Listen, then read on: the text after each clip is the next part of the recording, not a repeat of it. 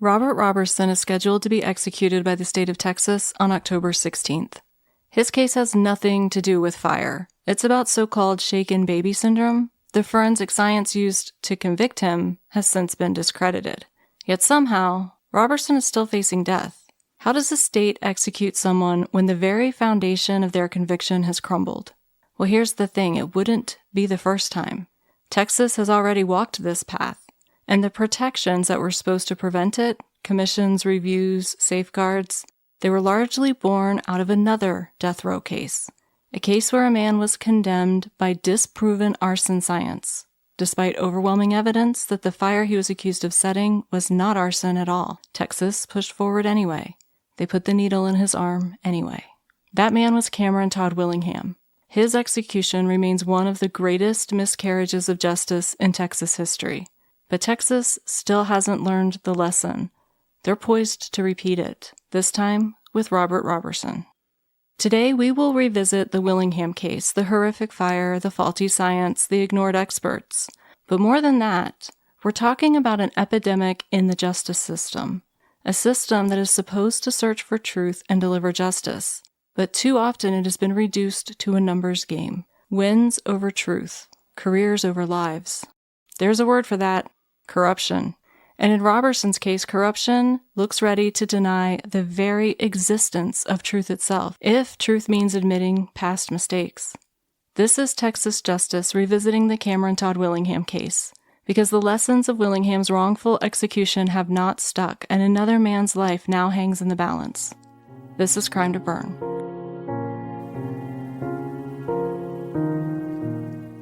Welcome to Crime to Burn, where we explore the dark, sooty landscape where true crime intersects with arson and criminal negligence.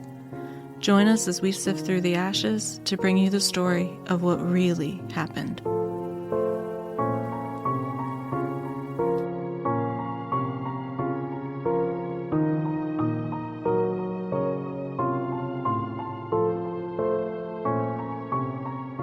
Welcome back to Crime to Burn. I'm April, a fire protection engineer, former firefighter, and a woman just soaking in outrage. And I'm questioning the meaning of life, but still showing up for this podcast. This week we got another complaint about the length of our intro on YouTube, so here's the fast version. For that one guy with the chapped ass over on YouTube, you know who you are. Join the Patreon, get ad-free episodes, stickers, and unhinged content. In fact, the bonus Steve-isodes don't even include intros. There are 3 tiers, and this week we welcome Jenny Mercer to the Inner Sanctum, where she will be blessed with the bounty of the Sacred Snack Table and is now eligible for the gift of Steve's Eternal Stickiness in the October sticker drop. Be like Jenny, get your episodes ad-free, and help me afford court records that we need to continue to deliver a top-shelf podcast. If you're not really a joiner, you can always get Crime to Burn for free on your favorite podcast platforms. Leave us a 5-star rating and review. It's the most helpful thing you can do for a podcast like us that is small and trying to grow. It's like giving it over the pants handy without the stickiness. Tell your friends about us. The easiest way is to go on social media, including X, TikTok, YouTube, Facebook, and Instagram, and interact with our content and share it with your circle of people. Interactions from you help us get our content in front of fresh eyes so we can find our audience. Or you can help spread the word by checking in the show notes for the links to our spread shop and get some Crime to Burn merch. Those purchases not only help support the podcast, but you get to look fantastic in our logo. Finally, send us your case suggestions, fire stories, episode feedback, and righteous outrage to crimetoburn@gmail.com. This week, I had actually planned a completely different case. I was preparing to revisit the Todd Willingham case for the You Should Be Here podcast. Their 3rd season drops in just a few weeks with the theme Cases That Haunt Us. For that series, every participating podcaster contributes 2 episodes, and all proceeds go to charities supporting victims and families of crime. Over there, I'll be giving a broad case overview, a summary of the issues in the Willingham trial. But here our focus is a little different, because this case isn't just about Todd Willingham anymore. It's about a pattern in our legal system. We've seen it in the Christine Bunch case, in the Jawan Deering case, and most egregiously in the Todd Willingham case, among others. It's a pattern of refusing to admit mistakes, a pattern of shunning verifiable truth. And it isn't just happening in Texas. These cases are a window into something that's been happening across the United States for decades, a pattern of denying truth whenever that truth feels politically inconvenient, a pattern that is rotting the justice system from the inside out.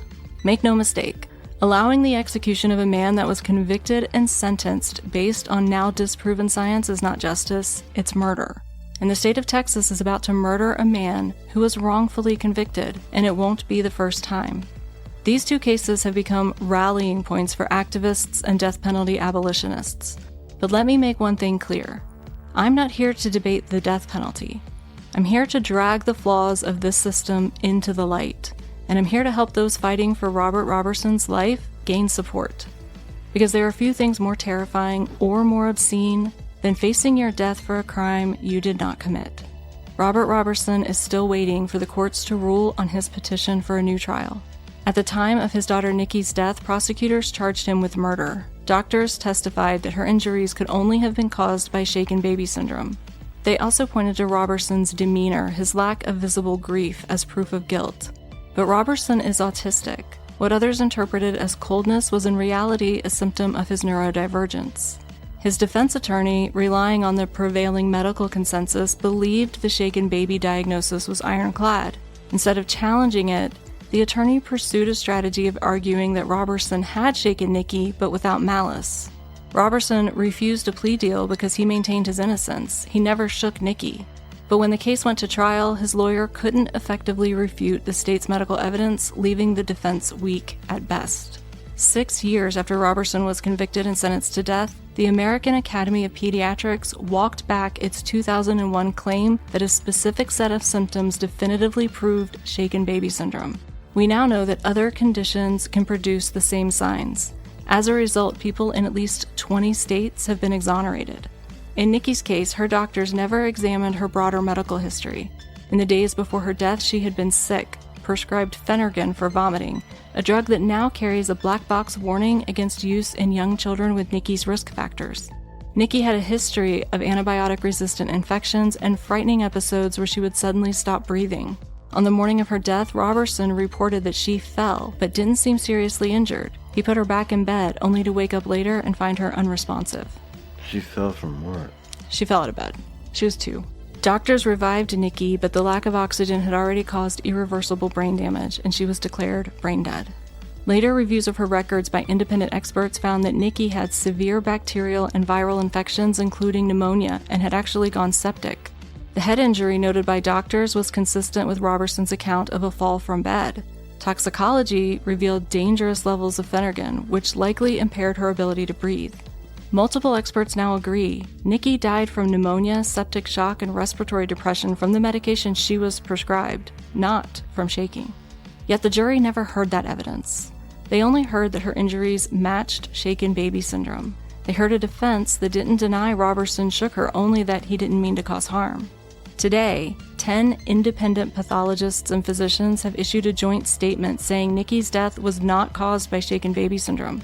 Still, Texas courts have refused clemency and have yet to grant him a new trial. The Phenergan kills babies? Yeah, it's not prescribed for children anymore because it depresses respiration. And here's the question. If modern science points to his innocence, why is Texas still intent on executing him? Why wouldn't the state want to correct such a grievous wrong?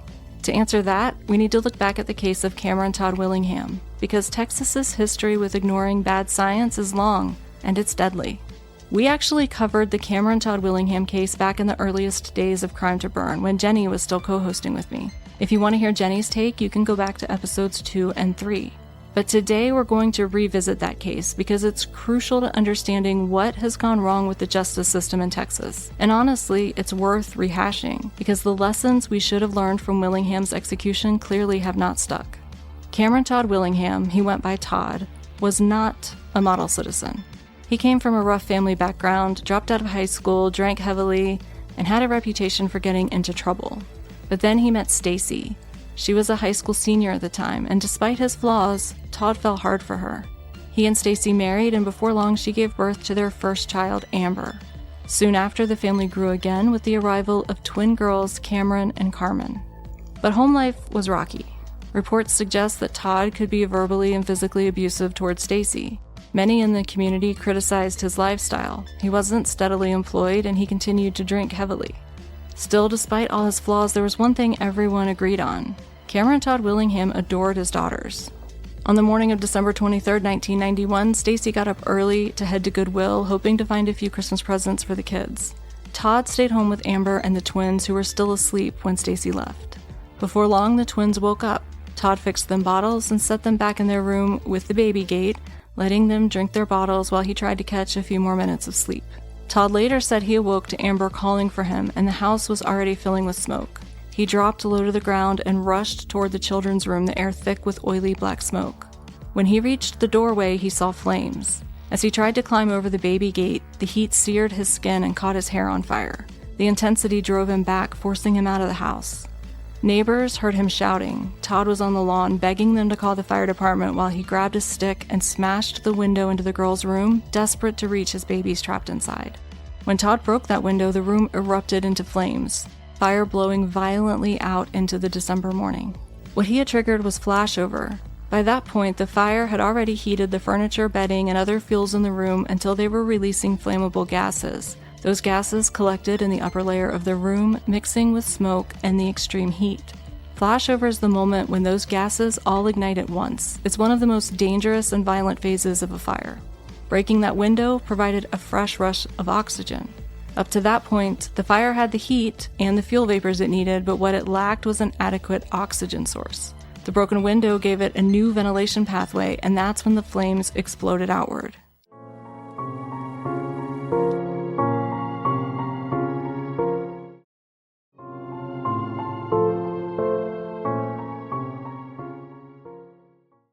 Todd was frantic. He kept trying to push back into the burning house, screaming to his neighbors that his babies were burning up.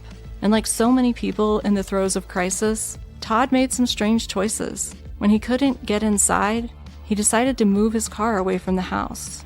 To police and fire investigators, that became evidence. They said it showed a callous lack of concern, that he thought about his car while his daughters were trapped in the flames. But anyone who's lived through trauma knows that people in crisis often latch onto small, mundane tasks as a way to cope or to disassociate. Maybe he was trying to make room for the fire trucks. Maybe he was just acting on instinct. Maybe he wasn't thinking at all. To investigators, though, it was suspicious. When firefighters arrived, they pushed inside and began extinguishing the fire. They found Amber and carried her out, laying her on the front lawn as they worked frantically to perform CPR. Todd saw his little girl on the grass, lifeless and surrounded by rescuers, and in a fit of desperation, he tried to rush back into the burning house to reach the twins. He was so adamant that he was going to get into that house that firefighters and police had to physically restrain him and hold him back. Ultimately, none of the girls survived the fire. The coroner ruled that all three had died of smoke inhalation. In just a matter of minutes, Todd Willingham's entire family was gone. With his hair singed and burns on his body from trying to reach his daughters, Willingham was questioned about the events of that morning. But investigators didn't believe it was an accident.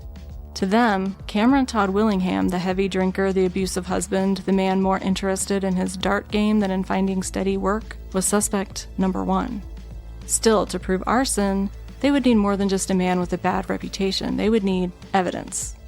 Soon, rumors began to swirl about the young father. People whispered that after his daughter's funeral, he had been seen drinking and laughing with his friends.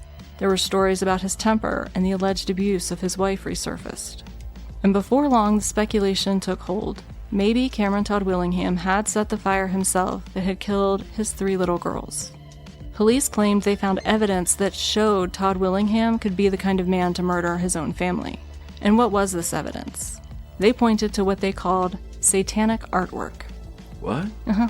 To investigators, this wasn't just a grieving father. They painted him as something darker, something evil. That so-called satanic artwork wasn't evidence of devil worship. It was proof that Todd liked heavy metal music.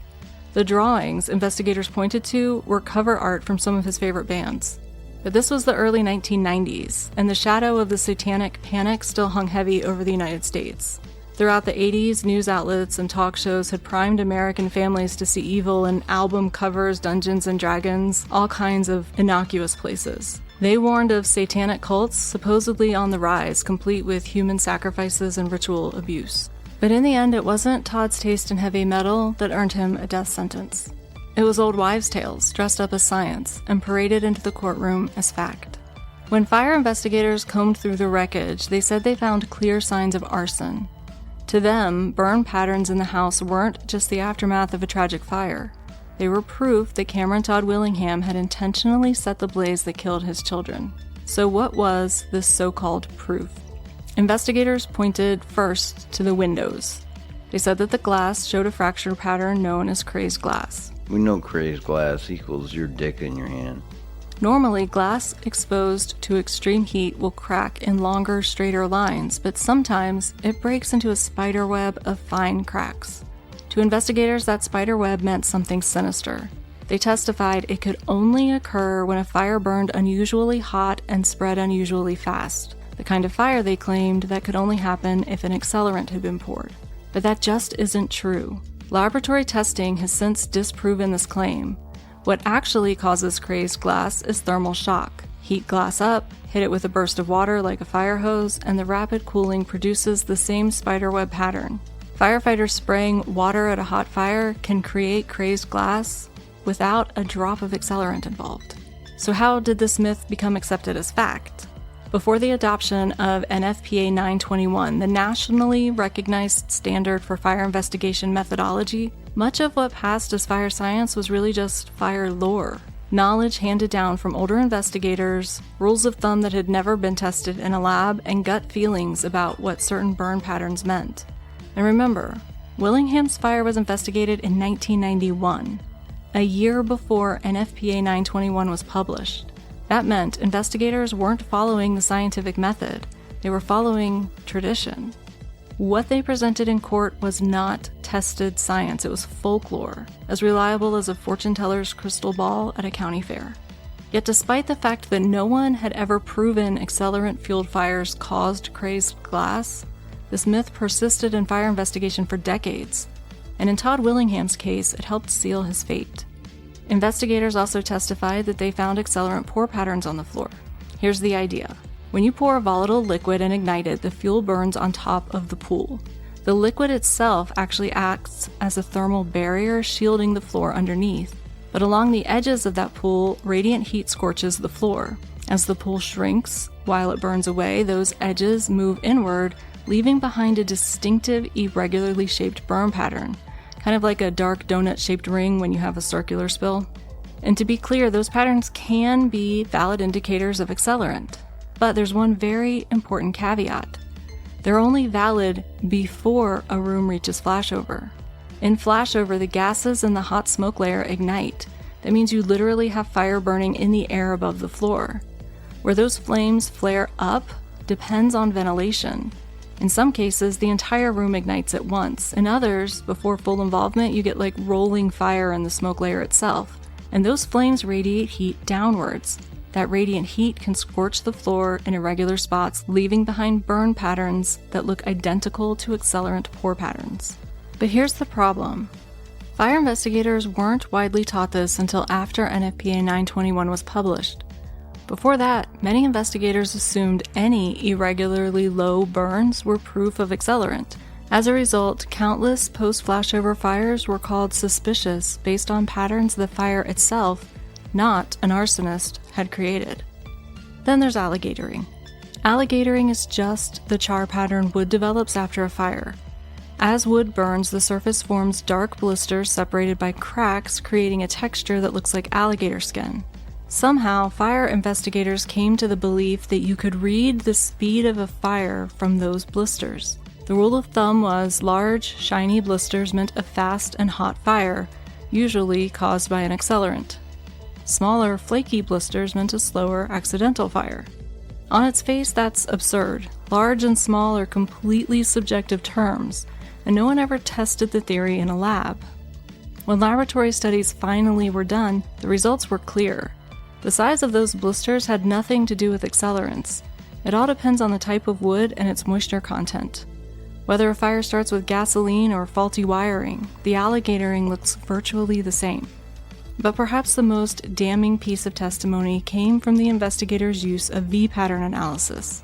Now don't get me wrong, V-patterns can be a useful tool, but only if you understand the fire dynamics. And most investigators back then didn't have that training. Here's what a V-pattern is. When a fuel package burns, the smoke and heat rise in a conical plume. If that package is against a wall, the plume can stain the surface, leaving behind a V-shaped mark. Investigators were taught that the point of the V identified the fire's origin. It sounds almost logical. The most damage must be where the fire burned the longest, and the V points right to it. But then fire dynamics comes along and ruins everyone's day with facts. The shape and intensity of a V pattern depend on how quickly the fire is burning, how fast fuel is being consumed and breaking down through pyrolysis. From there, investigators made what sounds like a logical leap. If a V was narrow and intense, that meant the fire was burning hot and fast. And if it was burning hot and fast, it must have been fueled by an accelerant. But here's the truth. How intensely a fire burns and how fast it consumes fuel depends far more on airflow than on the fuel itself. Yes, the type of fuel matters, but you can change the size and shape of a V pattern simply by changing the ventilation. Pyrolysis requires oxygen. The more oxygen available, the faster the reaction, the faster the fuel is converted into products of combustion, and the narrower and more intense that fire plume will appear. In fact, testing has shown that in compartment fires with ventilation openings, doors, windows, or both, V patterns most often form across the room directly in front of that ventilation pathway, no matter where the actual point of origin was in the room. Why? Because once the fire finds that optimum airflow, it can suddenly grow in size and intensity. That creates heavier damage in those spots and often stronger, narrower V patterns. But for decades, investigators were taught to treat V patterns as a telltale map of where a fire started. And when they didn't find an obvious ignition source in that area, no candle, no faulty outlet, nothing accidental, they jumped to the conclusion that it had to be arson.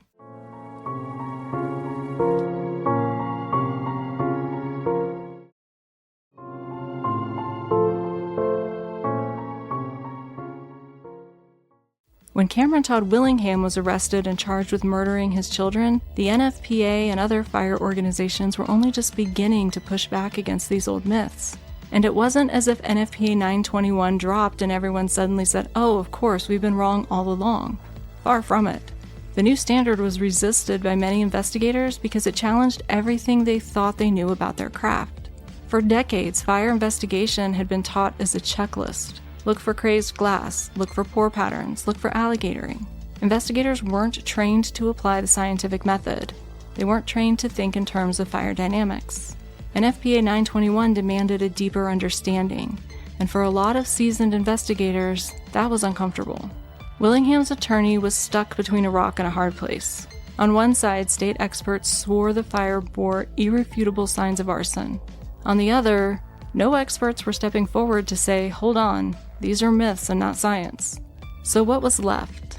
His lawyers tried to chip away at the investigators' testimony on cross-examination. They tried to point out other plausible theories of the fire, but without any experts to back them up, it was weak.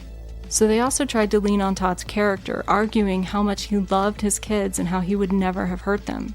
But Todd's character was his Achilles heel.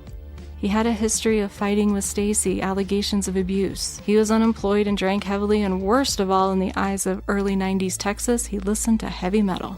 It was the exact recipe America had been spoon-fed for a decade as the profile of so-called Satan worshippers. So when the defense said, look, he loved his children, it was like trying to spit into a headwind. The jury had already been told his character was evil, and every detail of his life seemed to confirm that he was exactly the man the public had been warned about throughout the entire satanic panic years.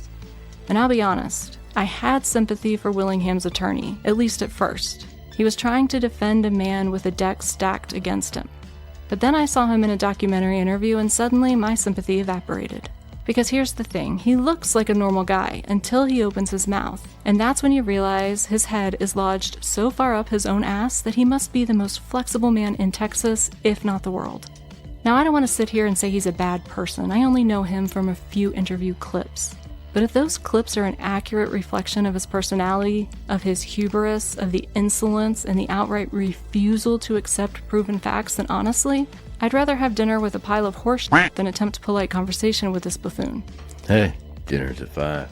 And that's saying a lot, because I can be polite to almost anyone. But this man, he would seriously test my discretion. And don't worry, I'm going to let his own words raise your blood pressure in just a moment. But first, let's talk about a point he made that I actually agree with, because I like to focus on the positive, and trust me, there are very few positives to pull from this man's interview. He does not believe that Cameron Todd Willingham was innocent. even in the face of all the scientific evidence, the lab testing, and the dozens of experts who have come forward. He still insists Willingham was guilty of killing his children. And when he was asked about that, his explanation, as offensive as it might sound at first, is technically correct. Defense attorneys don't have to believe their client is innocent. In fact, most know their clients are at least somewhat culpable. What he said is true. Their job isn't to pass moral judgment. Their job is to discredit the state's evidence, to point out the cracks in the case, and to make sure their client receives fair representation. It's not their job to believe in their client's innocence. He gave the example of the O.J. Simpson trial. He asked the interviewer, "Do you really think O.J. Simpson's attorneys believed he was innocent?" And that logic applies to most high-profile cases. Do I think Ted Kaczynski's attorneys believed in his innocence? Or Ed Gaines? No, but that's not the point. Every defendant, no matter how infamous, has a constitutional right to representation at trial. And during the appeals process, he stayed silent. He gave no interviews about Willingham's guilt while his client was still alive. But after the state executed him, he talked. He went on news programs insisting Willingham was guilty. And while I'll agree he didn't cross any ethical lines while it could have mattered to Willingham's case, it still feels deeply wrong to see a man's own attorney go on camera and tell the world his client was guilty. I'm about to play a clip from an interview with Willingham's attorney, David Martin. The clip comes from the documentary called Incendiary, which is available on Apple TV, and I highly recommend it. Willingham got to lay on a gurney and get put to sleep before he died. The babies died the most horrible death you can imagine. And they died that way because Willingham set the house on fire because he was a psychopath and sociopath. You can't just hear the stupid in his voice? Yeah, you can. And he says some stupid things. All right, here we go, next clip. All of that is a red herring, rabbit trail, irrelevant. Look at the body of evidence and the crime scene and the conduct of the defendant. The jury reached their verdict based on all the evidence, not on just one or two fine points. David Martin was Todd Willingham's alleged defense attorney. Okay, so that second voice you heard, that is John Lentini. And he said was Todd Willingham's alleged defense attorney. That tells you, I think, all you need to know about what John Lentini thinks about David Martin. What is it? That's his defense attorney? He didn't say anything after the trial. He didn't say anything to the press during the appeals process. Wait, how the is that? What I was listening to is his f***ing defense attorney? So, when interviewers pressed him, did Willingham ever admit guilt to you? His answer was that if Willingham had admitted guilt, those conversations would be protected by attorney-client privilege. And he's right. Privilege does survive death. But here's the question. If attorney-client privilege persists after death, why doesn't the moral and ethical obligation not to bash your client in the press persist too? I mean, if you just get back to the real truth of what happened, Willingham poured lighter fluid on the floor, threw a match down, set the house on fire, and killed his kids. How do you just say something like that? By coming out so strongly after the fact to assert Willingham's guilt, it raises a fair question. Did his attorney truly represent him with the diligence that the Constitution demands?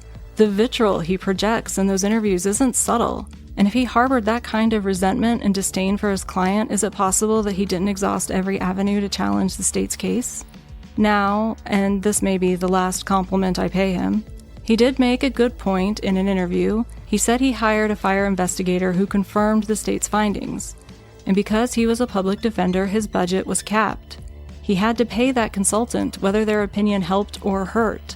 And the court wasn't going to give him more money to go find someone else who might disagree. In that climate, I'll give him that.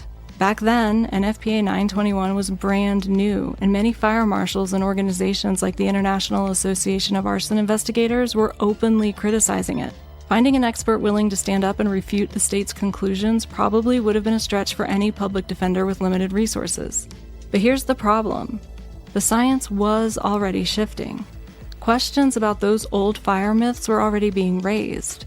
And it makes me wonder, did Willingham's attorney dig into that research and ignore it, or did he just stop after hearing what his one consultant said? My guess is that he leaned on his expert and moved on, and that would be reasonable. But if that's the case, how does he now justify his position today? Because today, experts unanimously agree the so-called science used in Willingham's case doesn't hold up. You can't have it both ways. Either you trust the experts or you interrogate their methods. But whichever road you take now, you land in the same place. There's literally no physical evidence that this fire was arson. But don't worry, because he has his own expertise to lean on, at least according to his interview in the documentary Incendiary. Again, you can find it on Apple TV. So here's a clip of his assessment of the fire. I burned plenty of brush piles, and I poured plenty of accelerant on the ground. And when I set it on fire, it just follows right along the path of the accelerant and burns everything up. It's common sense part of it, and not rocket science. And if you pour lighter fluid in a house, it looks just like that, and set it on fire. When you put it out, it'll look just like that house. It was quite obvious. The fire comes out of the bedroom and makes a 90-degree right to the front door. This guy sounds like a Mike Judge parody. He sounds just like him, like a worse version of him. It makes it hard for me to take his words seriously. So is he suggesting that he did that in a house and knows? He said it was quite obvious the fire comes out of the bedroom and makes a 90-degree turn toward the front door. And so he's saying that fire can't do that. Well, we've all burned our houses down and we know what this looks like. That's what that sounds like to me. Well, wait a minute. I'm going to point out even more flaws with his assessment here. So, case closed, y'all. This man has burned some brush piles, so naturally he knows exactly how a house fire fueled by lighter fluid behaves and what it looks like afterwards. Why he chose law over fire investigation is going to be one of life's great mysteries. But let's talk about what he actually said. He's referring to the fact that lab analysis did detect accelerant, and it did, in exactly one location on the front porch, right at the threshold of the front door. Photos showed that the aluminum threshold at the front door was still in place, but when investigators removed it, the wood underneath it was charred. To them, this meant accelerant had run under the metal strip, creating a tiny fire right beneath the threshold. That was tended by tiny demons. And they were dancing around it with glee. And they doubled down. They said spreading accelerant at the front door was a classic arson tactic, a way to keep firefighters from entering the house quickly, buying more time for the blaze to destroy more of the structure. And if you need proof that fire investigation back then was based on mythology, well, here it is. You don't even need a lab for this one. Fire needs 4 things to burn: fuel, heat, chain reactions, and oxygen. If you take away any one of those, you don't have a fire. So what's missing underneath a piece of metal that's bolted to the floor? Oxygen. Need a visual? Picture this. You're in your kitchen, you splash a little lighter fluid or grease in a pan and it catches fire. What's the first thing you're all taught to do? Put a lid on it. Why? Because without oxygen, the flames will go out. So guess what's missing under that metal threshold? It's oxygen, exactly the thing you need to make a fire burn. But fire investigators swore that this charring had to mean there was some kind of magical hypoxic fire burning underneath the threshold. Their logic is that the aluminum strip would have shielded the wood from heat, so it couldn't have charred from heat from the fire. It had to be the accelerant that leaked under the threshold. But aluminum conducts heat, and you don't have to burn wood to make it char, you just have to heat it up beyond a certain point. So this can be explained by radiant heat being transmitted through the aluminum to the floor, because metal conducts heat.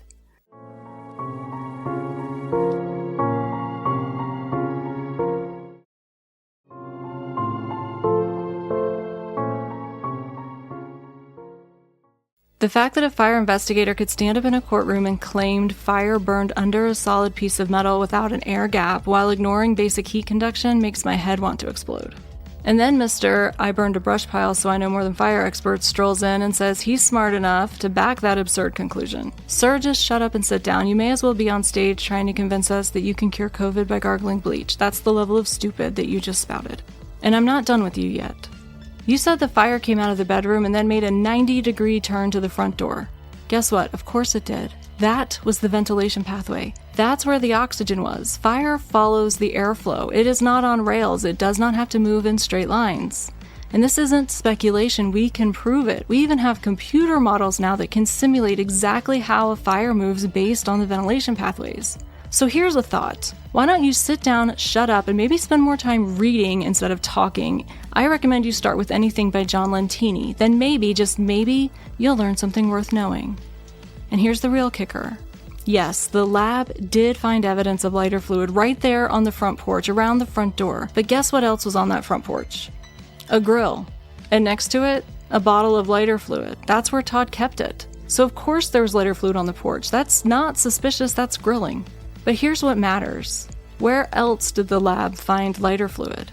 If Todd had soaked the house in accelerant the way the prosecution claimed, there would have been traces everywhere. They were saying that based on the pour patterns, that gallons of the stuff was sloshed through the house, leaving chemical fingerprints in every single burn pattern. But instead, there was nothing. No gasoline, no kerosene, no acetone, no lighter fluid, and no other mystery accelerant. Nothing.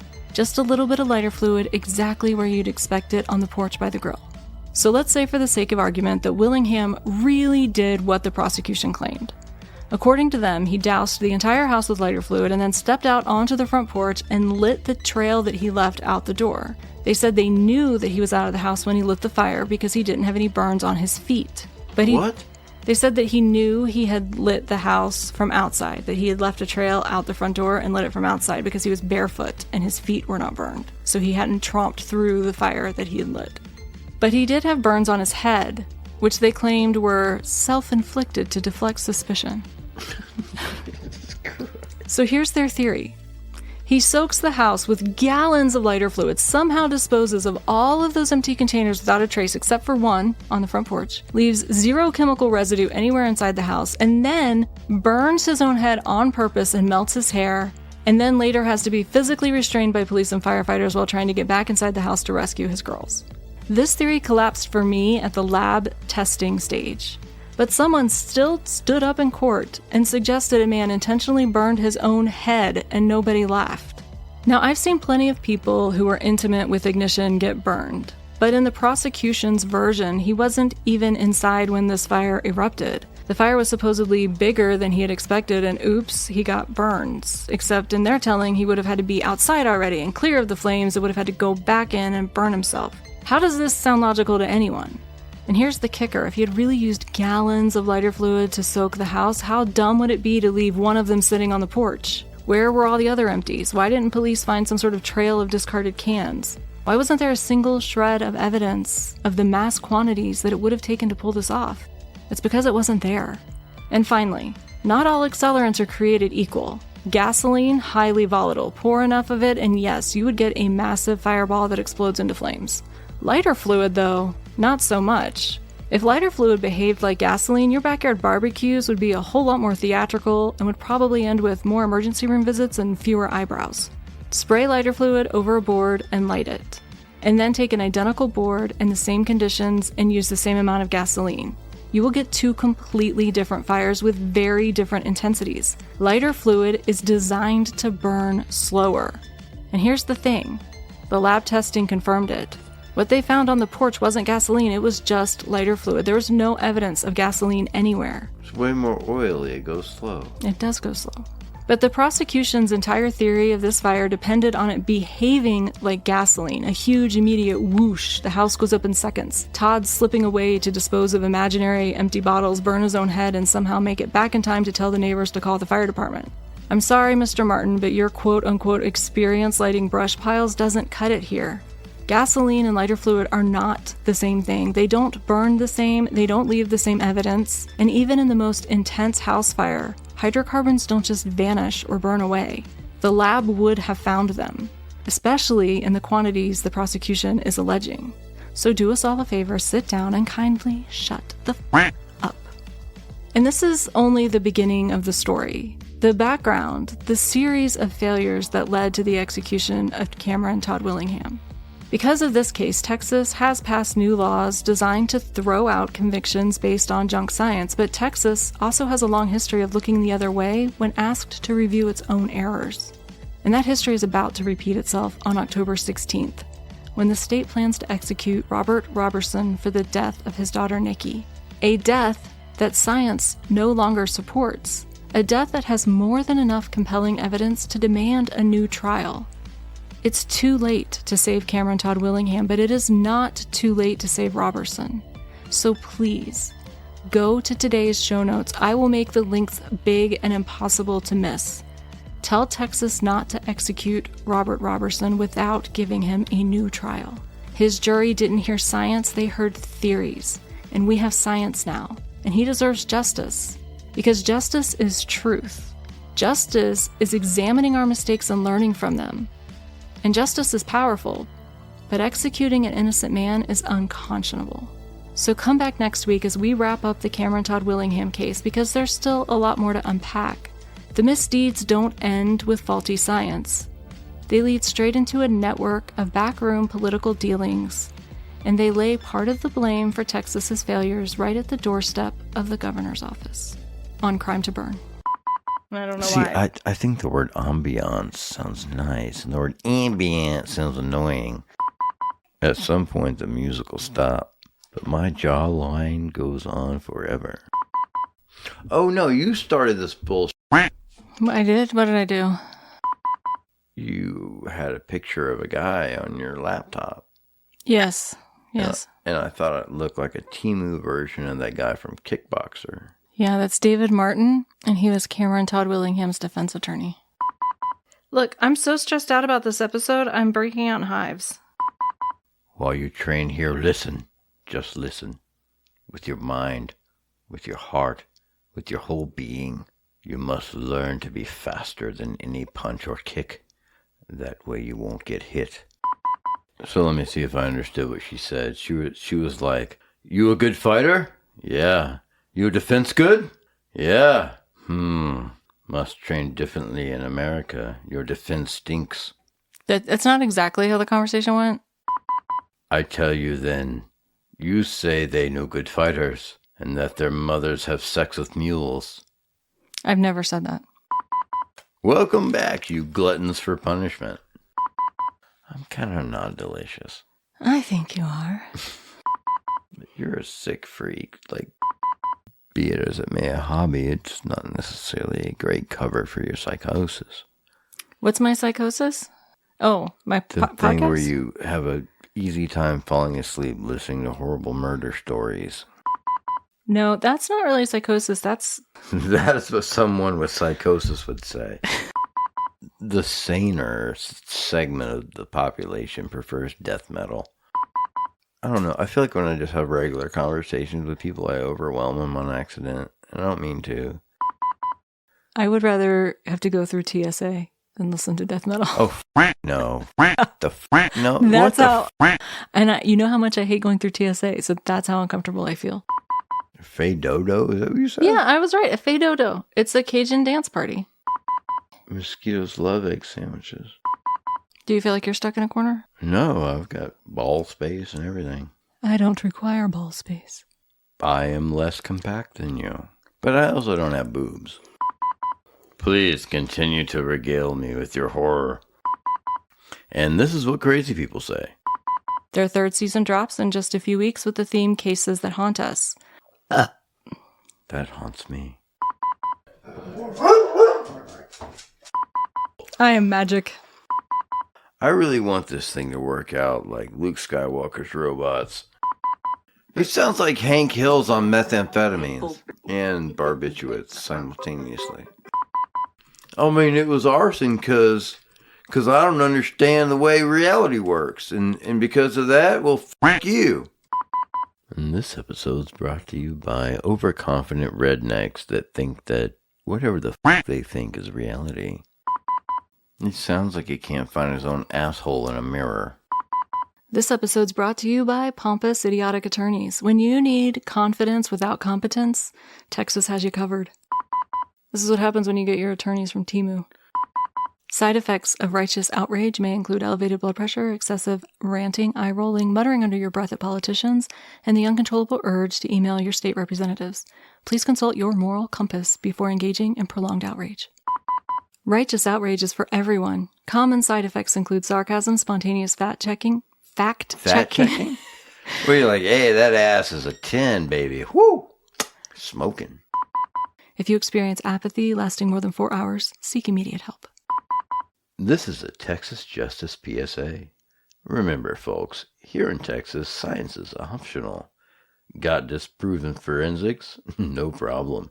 Just call it common sense. Need a conviction? We'll get you one, guilty or not. Texas Justice, where executions come standard and truth is strictly backordered. Proudly brought to you by Texas Justice. We don't let little things like facts, evidence, or science get in the way of doing our job. Because in Texas, nothing says freedom like executing the wrong man. Texas Justice, bigger, bolder, and wronger than ever. I didn't want to hear any of these stories ever. I wanted to see the movie, though. I don't have 3 nipples. Come on, man. That's how you tell the future. I can't tell the future. And foregoing the experience of my wife being completely frustrated with me, I would like to sign off with this last sentiment. Boobs.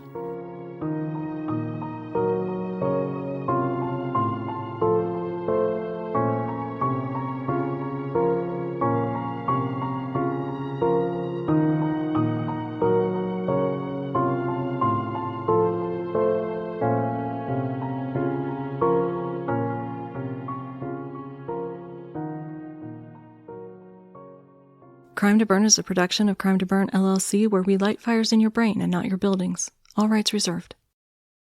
Still spiritually parched after this episode? It's okay, Steve believes in cross-pollination. Here's a trailer for a show we think deserves to infiltrate your ear holes, in a good way. Don't forget to leave a 5-star review before you go. Steve is watching. They say the past was a simpler time. Kids rode their bikes till the streetlights came on. Neighbors looked out for one another, and everybody kept their doors unlocked. But for many families, this was not the reality. I'm Megan, host of A Simpler Time True Crime, where each week I revisit older unsolved cases from decades past, disappearances, suspicious deaths, and stories that were never fully told. Through a victim and survivor-centered lens, I challenge the idea that a simpler time meant a safer one, and give voice to those left behind. Because time doesn't erase the need for answers, and every case deserves a second look. Tune in each week and subscribe to A Simpler Time True Crime wherever you get your podcasts.